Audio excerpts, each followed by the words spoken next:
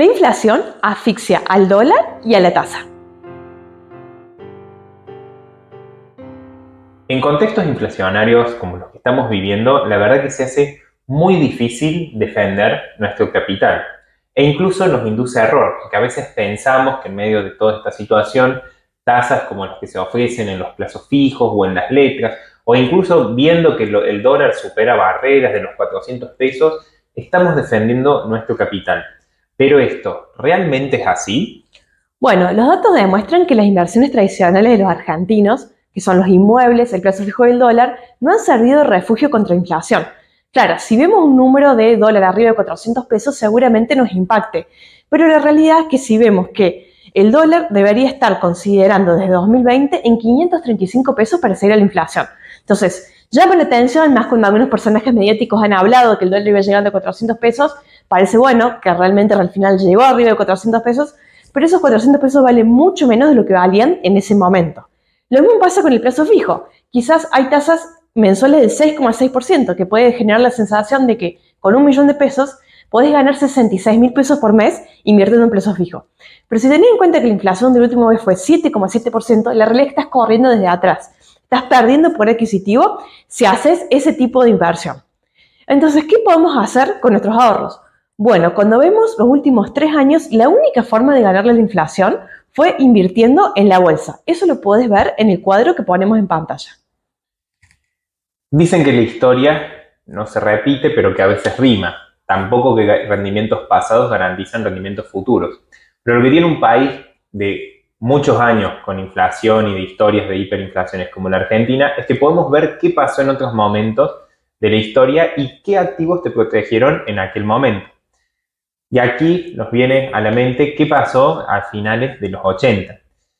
Claro, hoy cuando uno piensa en no nos encontramos en una hiperinflación, lo vemos desde la óptica argentina de pensar lo que pasó en aquel momento, fines de los 80, y esperamos números arriba del 500% mensual como para empezar a pensar en números de una hiperinflación. Si vamos a los manuales de contabilidad y lo que se usa en el mundo, habitualmente se habla de que para que la inflación sea mayor, sea considerada una economía hiperinflacionaria, tiene que tener más de 3 años juntos con una inflación acumulada del 100%, cosa que en Argentina estamos viviendo hace bastante. Entonces, si nos retrotraemos al año 88, que es un año que queda mucho en nuestra mente porque es el año en el que nacimos, podemos ver los valores de inflación que hubo en los primeros meses del año aquí en pantalla comparado con los valores que estamos teniendo en 2023.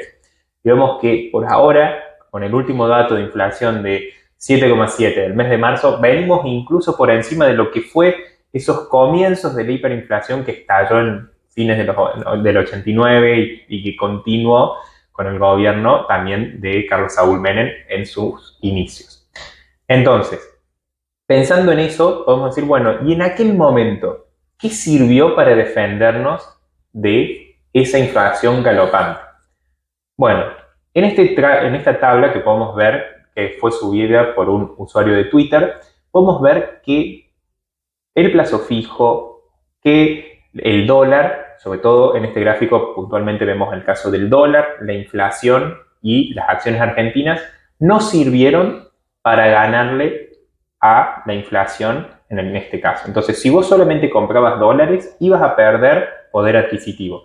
Hay números que muestran que, por ejemplo, si vos en enero del 89 algo salió un peso, luego en ese año costaba 50 pesos, en cambio el dólar había pasado de 1 a 3, entonces habías perdido una gran parte de tu poder adquisitivo en dólares. En cambio, si lo que compraste fueron acciones, el rendimiento fue mucho mayor y sirvió para protegerte de esa inflación. También es importante ver en este gráfico que ese movimiento no fue lineal. Hubo momentos en los que quizás el dólar sí le ganaba a la inflación, hubo momentos en los que las acciones quizás perdieron contra la inflación. Entonces uno lo que tiene que ver es la película completa para lograr llegar a sacar conclusiones.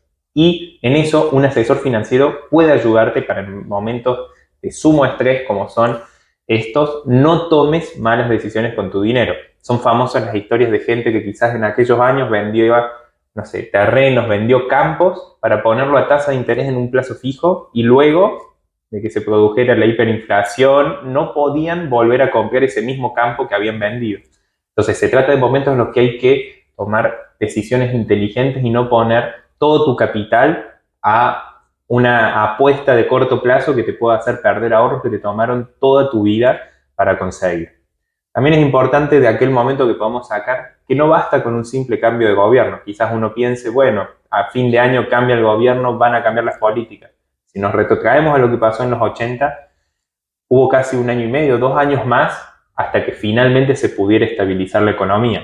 Porque cuando las variables están tan desarticuladas como están ahora, no alcanza solamente con eso. Entonces, hay que prepararse y hay que construir nuestro patrimonio y nuestro portafolio de inversiones pensando en estos escenarios difíciles que nos tocan vivir.